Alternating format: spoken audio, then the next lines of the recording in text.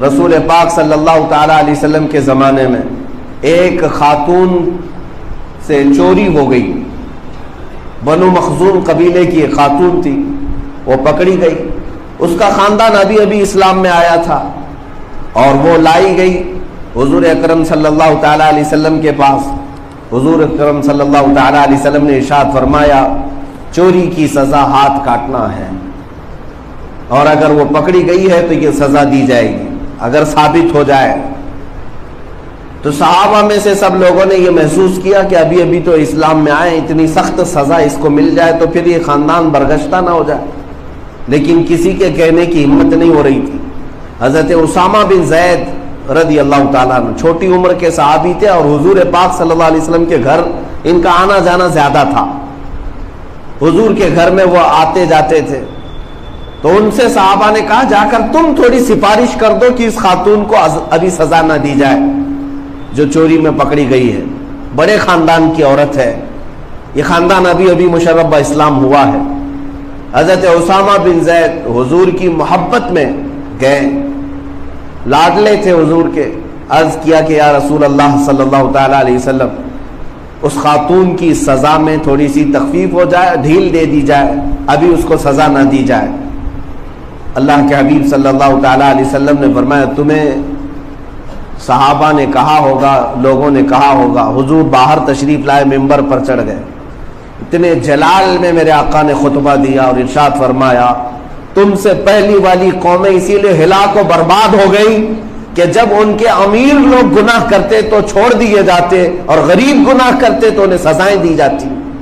بنی اسرائیل میں یہی ہوتا رہا اکثر بادشاہوں کے زمانے میں. حضور پاک صلی اللہ تعالی علیہ وسلم نے پھر تاریخی جملہ ارشاد فرمایا.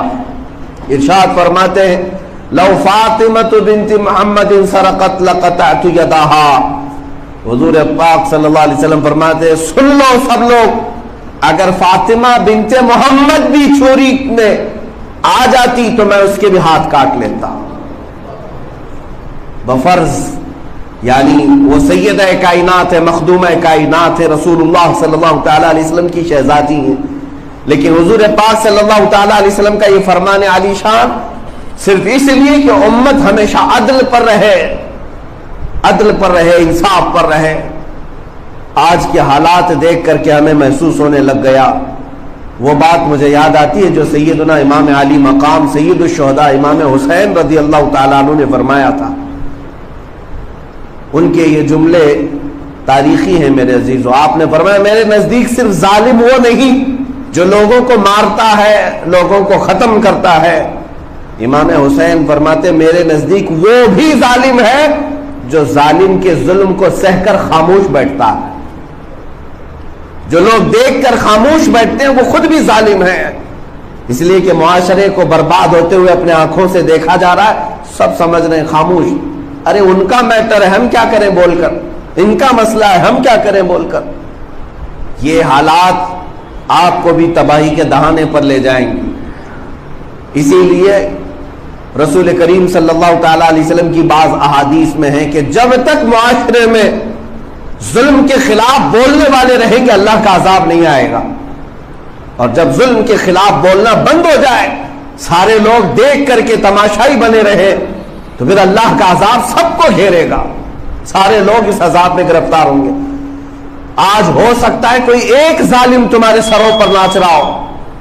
یہ ظلم کی خاموشی، چپی اگر برقرار رہی تو ہر محلے میں ایک ظالم کھڑا ہوگا.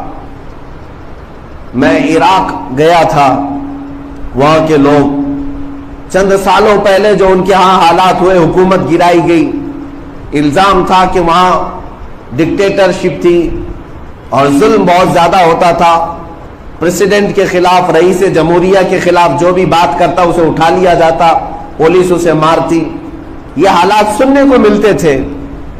میں آپ کو بتا رہا ہوں آج سے تقریباً 10-12 سال پہلے کی، کہ یہاں حکومت گرا دی گئی امریکہ کے زور پر، فوجیوں کے زور پر ختم کر دی گئی. اس جنگ میں لاکھوں انتقال بھی کر گئے، بے گھر بھی ہو گئے.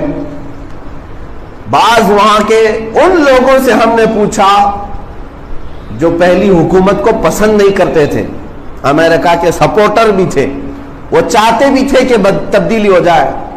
ایک بات میں آپ کو بتا رہا ہوں، ہم نے ان سے پوچھا اب کیسے ہیں حالات آپ کے، اب کیسے ہیں حالات؟ آپ کے چاہنے کے مطابق تو وہ ختم ہو گئی حکومت، امریکہ نے آ کر گرا دیا، ختم بھی کر دیا، پھانسی پہ بھی چڑھا دیا، اب کیسے ہیں حالات؟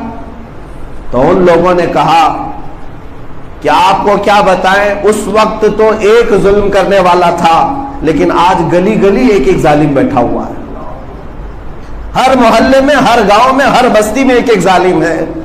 جس کے پاس پیسہ ہے، جس کے پاس مال ہے، جس کے پاس طاقت ہے، وہ غریبوں کو رونتا ہے. آج یہی حالات ہیں. ہم نے محسوس کیا کہ میرے عزیزوں، ظالموں کے خلاف خاموشی عذاب بن کر کے نازل ہو جاتی ہے. اور سیدنا امام عالی مقام امام حسین رضی اللہ تعالیٰ عنہ کا آواز اٹھانا کس لیے تھا کہ اگر وہ بھی نہ بولتے اور وہ بھی نہ کھڑے ہوتے شریعت مصطفیٰ کی پہرے داری کے لیے، حمایت کے لیے، تو پھر سارے لوگوں کا ایک مزاج بن جاتا، جو آئے چلتا رہے گا، کچھ نہیں ہو سکے.